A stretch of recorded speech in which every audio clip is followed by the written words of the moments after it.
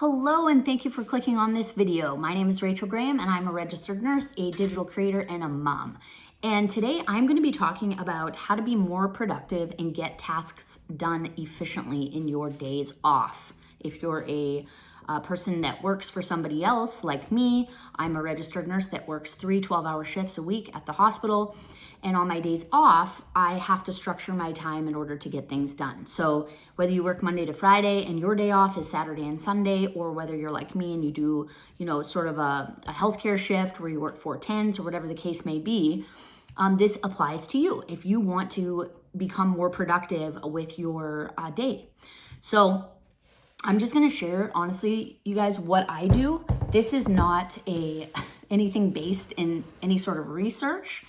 This is my personal experience of being on this planet for almost 40 years. In April, we are in April, at the time of this filming, April 29th, I will be turning 40. So I feel, just given my age, that I do have some knowledge to convey to you. And also because I'm one of these weird people that's like, I have type A tendencies, but I'm really type B. I'm a creative thinker. I am,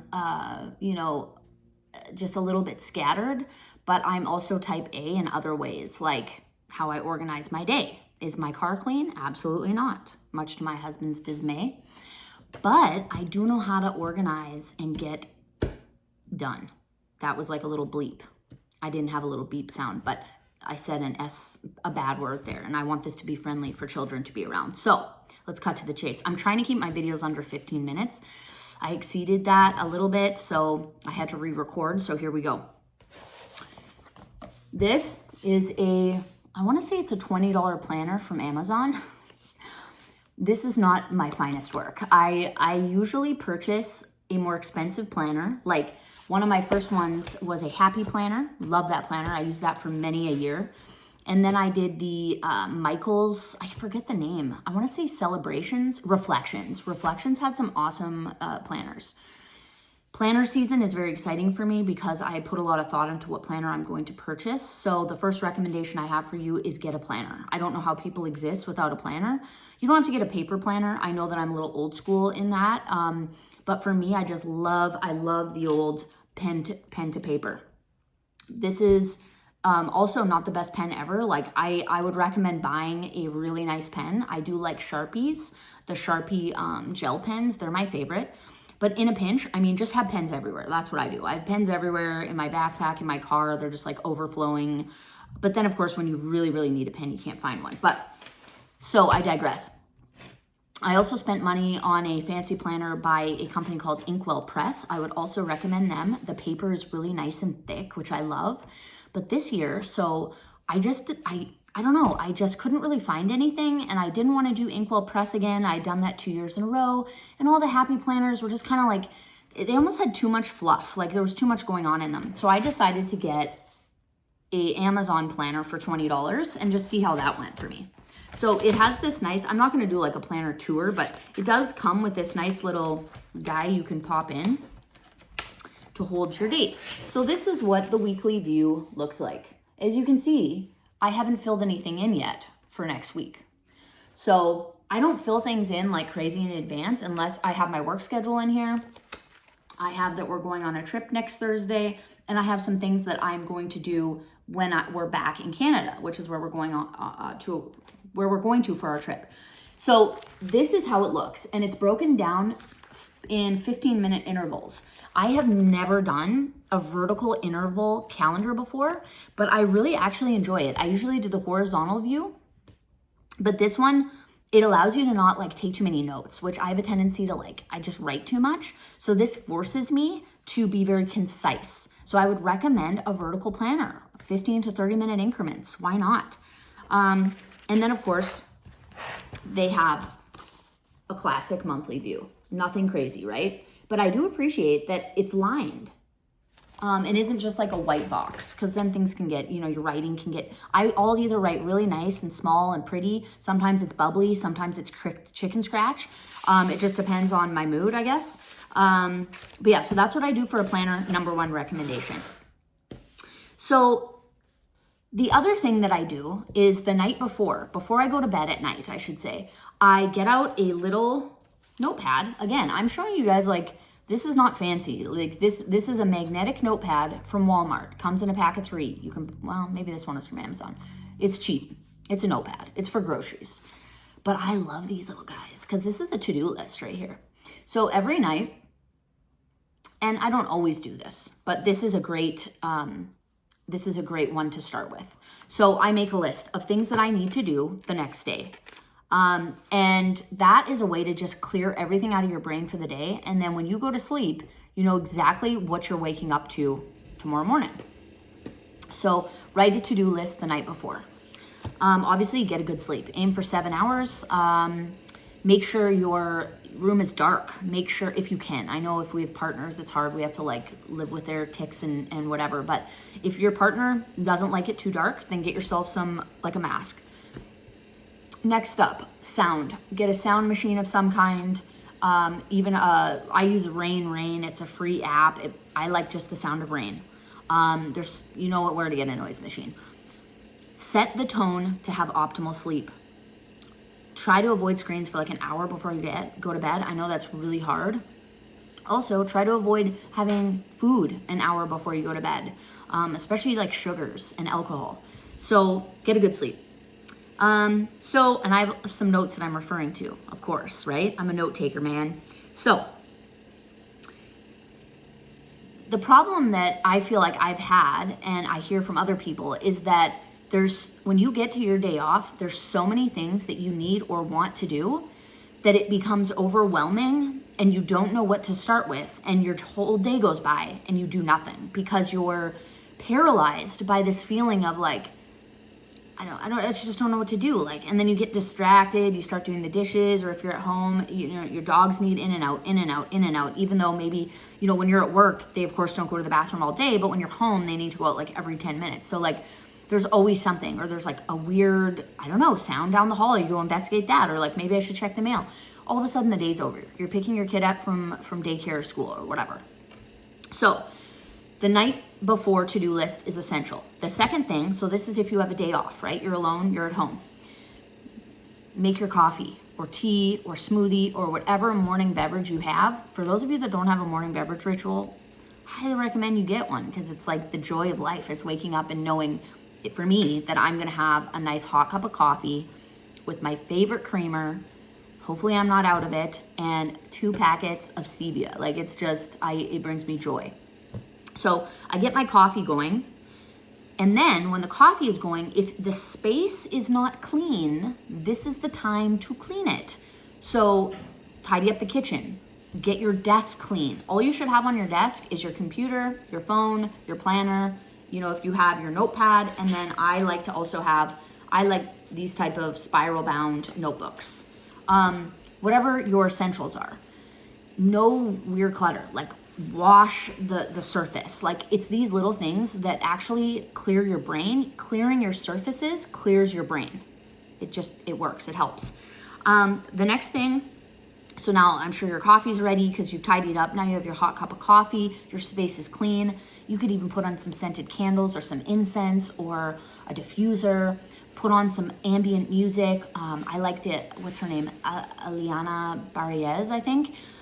Just very chill, sort of like, or Jen Aiko, like just chill vibes, like that stimulate creativity and get you centered, and you're ready to produce. You're ready to get stuff done. So now what you're gonna do is you're gonna get out a piece of paper like this. Oh my gosh, get to a piece of paper that doesn't have writing on it. You get to a piece of paper like this and write everything down that you want and have to do. Everything, every little thing. Do you need to call your dad? Do you need to make a hair appointment? Do you need to do the laundry? Do you need to return something? All the things, including if you have a side business that you're working on, all of the tasks, business and personal, all of it. Write it all down. The next thing you're gonna do is evaluate the time frame that you have to complete these tasks. So for me, I drop my son off at 7:15 in the morning, then I go right to the gym. I do that from 7:30 to 8:30, and then from there, I head back home. Unless there's something else, if there's an appointment or something that interrupts that routine. But this is if there's no appointments. So then I'm finished with the gym. I get home probably like say 9:15. So then I would start that with the coffee and cleaning up, because I won't do that in the morning with my son. That's a day if you wake up and you don't have kids. I should have prefaced with that. You can't get that done if you have kids. So anyways, so then what happens is, okay, I'm off track now. Boop, boop, boop, boop, boop. Okay, yeah, evaluate the time you have. See, I need the notes. I need the notes to refer to. So if I have from 9:30 in the morning until I have to leave to pick him up at say 2:30 in the afternoon, that's a very succinct time block. And time blocking is a thing that people do with time management. And like I said, I'm not referencing any sort of known like management strategies. This is just what I do. So if I say something that has a special name, okay, cool. So there's your block of time now. So now what I do is I assign all the tasks that I have to do prioritize them from most important, the needle moving, the most, what's going to be non-negotiable. Let's start with that. The non-negotiables, like I need to do the laundry. That is a non-negotiable. If it's your only day off and you're working the next 3 days, you need to get your scrubs cleaned, right? Or grocery shopping, non-negotiables. Plan those out. Allot how much time you think it's going to take you to do that, and then move down the list from there. To the end of the list are things that if you don't get them done, it's not that big of a deal, but those things should actually probably be moved right off that list, because you don't want to have all these items that you're like never going to achieve. So once you prioritize your items, now what you do is you assign them times, and you're still doing this here. So that initial list could be like half the page, and then you're starting to think about time frames. Once you have time frames assigned, and these are estimates, and always estimate more time than you think you need. So once you've assigned those times, now what you're going to do, you are going to use your nice little column list, and you are going to write very neatly the things that you have to do, the times that you're going to do them, and then a nice little box that you can check off at the end. That's what I like to do. I wish I didn't throw out my checklist from today, but what I do is I would literally throw it out at the end of the day when I get it done. I don't keep them laying around. So that is how I get things done and am more productive, is that exact system. And once they're on the list, it's a very succinct list. And like I said, you get to check it off at the end. And I don't know about you, but that excites me. So the other things to keep in mind, I'm going to wrap this up because I want to keep it under 15. Keep in mind, when are you the most productive? What time of day? Because I myself am a morning person. I like to wake up early, and that's good because my son wakes up at 5 o'clock in the morning. So I need to like to wake up early, but I also do like it. So I prefer to get my workout done first thing in the morning. And that's also when I work out when I go to work. I fit that in before work because that's the only time that works. So forcing yourself into these very set blocks of time allows you to be efficient. If you have an endless amount of time and you don't structure any of those tasks, things never get done. It just won't get done. And it isn't because you aren't motivated enough or aren't disciplined enough or aren't determined enough. It's because it's overwhelming. You need to break down tasks on paper. Some people would say, oh, I do all this on my phone. But if you're not very good at this and you're starting off, I would highly recommend go back to the paper, you guys. Do it the old-fashioned way. Do it analog. There's a lot of things I do on my computer, but with the planning and the organization, that is in paper, because there's something about connecting a pen to a pad, the connection of thinking something, writing it down, and executing that, and then physically checking it off, that does something to the pathway. I don't know what it is. There's a science behind it, I'm sure. So you need to find out for you when you're most productive. What feels good for you? Is it late at night? I also feel productive late at night. So I have a problem where I could want to do things early in the morning till late at night, but I have to force myself to go to sleep. So I try to be in bed by like 10:30. If I'm up past that, it's because I'm excited about something and it is what it is. But for the most part, I try to be in bed by 10:30. So what time of day is optimal for you? And that's another thing that you can plan out. You know when you are better at creating creative projects and executing those sorts of tasks versus, okay, grocery shopping and things of that nature. You don't need to be mentally like on your game for that. And yeah, the other thing is just to mention hydration. make sure you're drinking water. Make sure you go to the bathroom. Don't just sit at your desk all day and grind and grind. Create these breaks for yourself. Like, drink your water, make sure you eat some healthy food throughout the day, and make sure you're doing some fun things intermixed with this to-do list. Because if I'm a weirdo and I enjoy being booked from start to finish, so I have to really focus on being like, okay, so I'm gonna take, you know, a little bit of time to just sort of relax. Like, I'm just gonna take 30 minutes to kind of turn the brain off and not do a to-do checklist item. But so I have to remind myself to do those things. But this is what I do. So I hope this was helpful for you guys. If it was, then please let me know in the comments below. I put out videos Monday, Wednesday, Friday on preventative wellness topics. I also talk about digital marketing and building digital products. And how I do that is I am literally working through it and I'm showing you guys as I go. So I'm posting videos about that. And then I'm posting content like this where I'm just talking off the cuff. I'm not going to be editing this video. It's going to be start to finish. That's just how I feel most, I guess.